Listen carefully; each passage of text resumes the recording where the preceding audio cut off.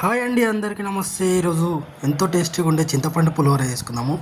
ఇది ప్రసాదానికి, ఇంట్లో ఏదైనా స్పెషల్ అకేషన్ ఉన్నప్పుడు ఎంతో టేస్టీగా ఉంటుందండి.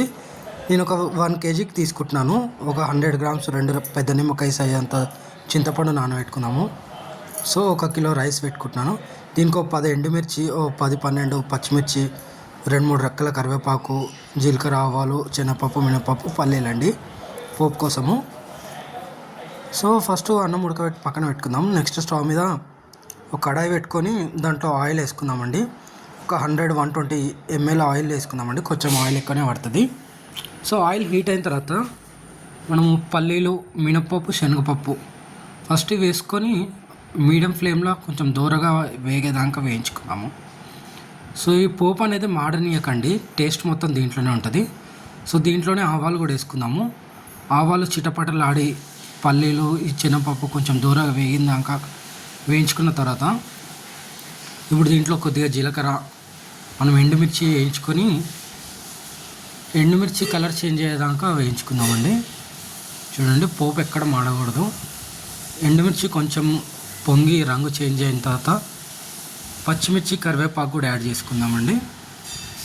సో పచ్చిమిర్చి జస్ట్ పైన కాడలు కట్ చేసినాను అంతే.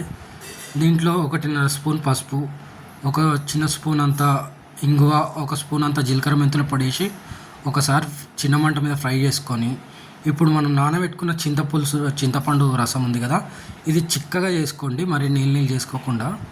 సో చింతపండు పులుసు వేసుకొని రుచికి సరిపడ ఉప్పు, నేను దొడ్డుప్పు వేస్తున్నానండి.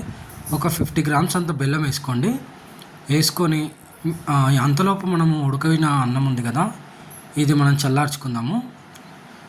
పొడి పొడిగా చేసుకొని చల్లార్చుకుందామండి.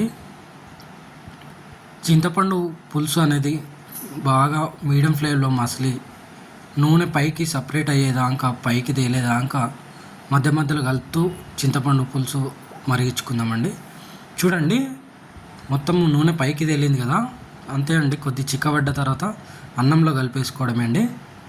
చూడండి, పులుసు మొత్తం ఒకటేసారి పోసుకోకుండా మనం ఒకసారి సగం పోసుకొని కలుపుకొని దాన్ని బట్టి పులుసు అడ్జస్ట్ చేసుకుందాము.